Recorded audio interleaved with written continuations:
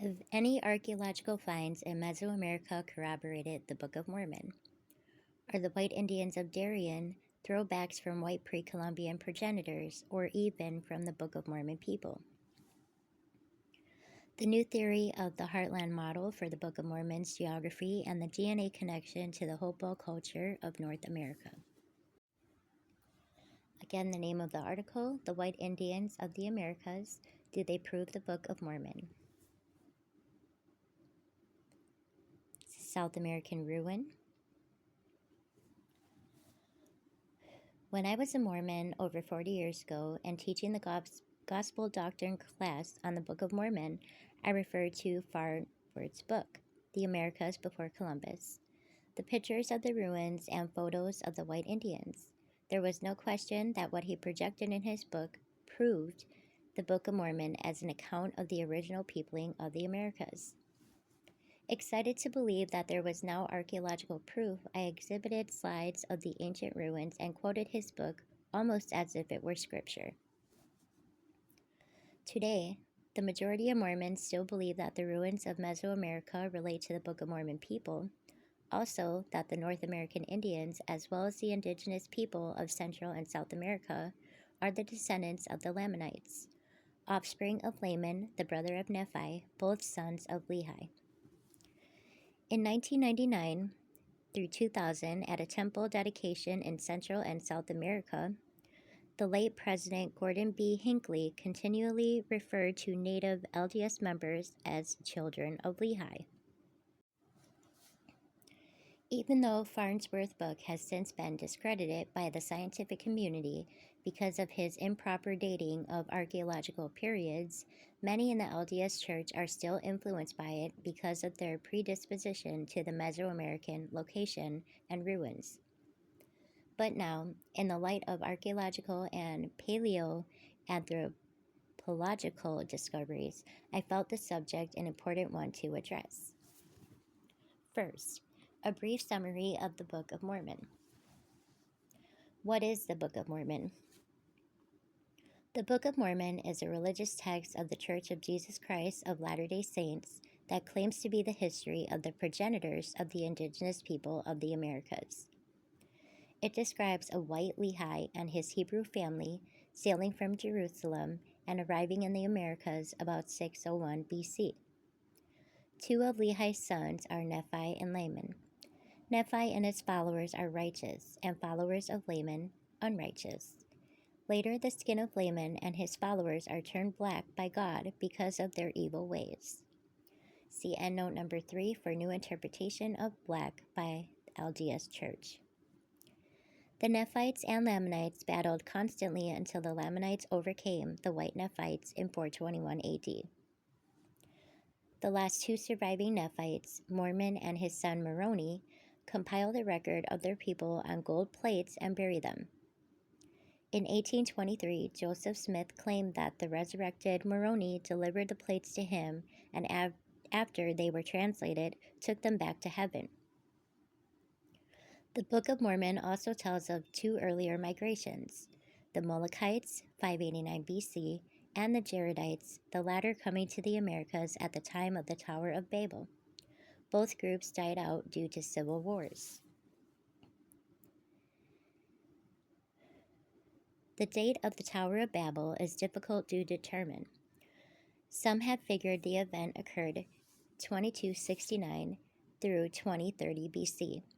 Regarding the Book of Mormon, Jaredites, John L. Sorensen, BYU professor of anthropology and sociology, did a study and concluded that the story of the Jaredites started 3100 BC and ended 580 BC, but said this could be off by several centuries.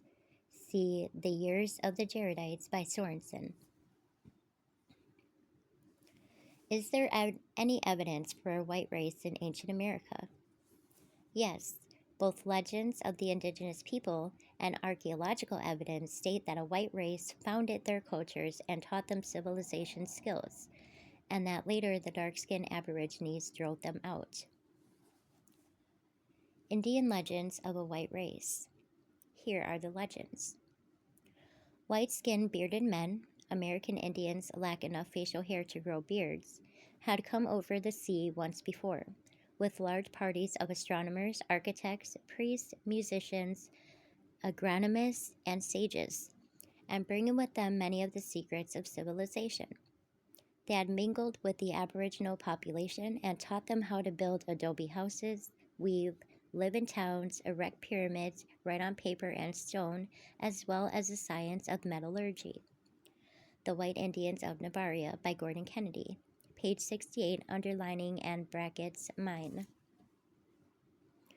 The Incan Empire, from Bolivia to Peru and Ecuador, tell the same story.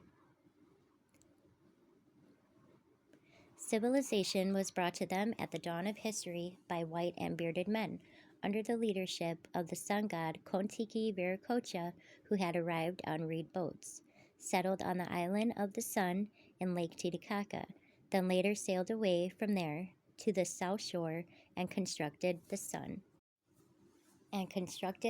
pyramid.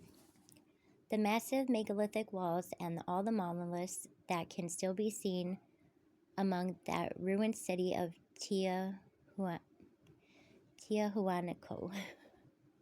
Kennedy, Opsite, page 68, underlining mine.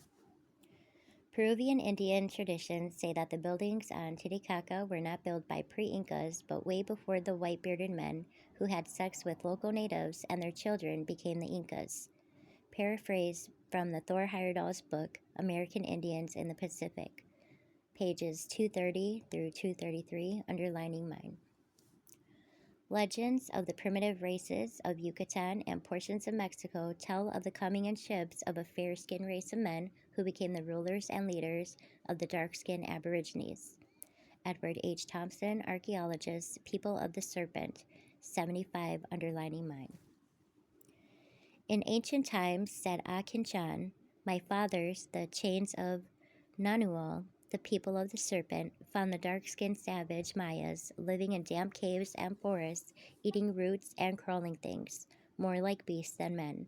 Then my fathers, the light-skinned wise men, took the dark forest people and bound them with fetters of fear and love, raised them to the light of day. Even the chains, the wise men of Nanual, led the Mayas in their advances. Thompson, Opsite, page 228, underlining mine. Who were these fair-skinned people, tall of stature and strangely clad, sailing through unknown seas to an unknown land? The answer to this question has been lost in the passing of the ages and the destruction of the ancient records, and now we know only that they came, and that until after the arrival of the Spaniards, the place where they landed was known as Temoancan, which means in the native language, the place where the people of the serpent landed. Thompson, Opsite, page 78, underlining mine. The above legends give an additional bit of intriguing information, the color of their hair, indicating they were not part of the dark-skinned indigenous race.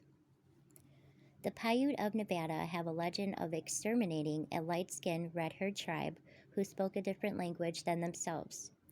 In this area, Nevada, red hair Caucasoid mummies have been found in caves. These remains have been determined Caucasoid by archaeologists and are over 9,000 years old. Red-headed, mummified remains also exist in the Paracas region of Peru, and these remains have HLA, human lymphocyte antigens, markers commonly associated with Europeans, underlining and brackets mine. The Aztec god Quetzalcoatl was considered to have a beard, light hair, and white skin. Their legends stated that he came from across the oceans and taught the Aztecs how to farm and build. In South America, white-skinned tribe known as the Chachacoyas lived in Peru for thousands of years before being conquered and destroyed by the Inca in the late 1400s, approximately 10 years before the arrival of the Spanish conquistadors. Paleolithic Giants in America by Soren Dreyer.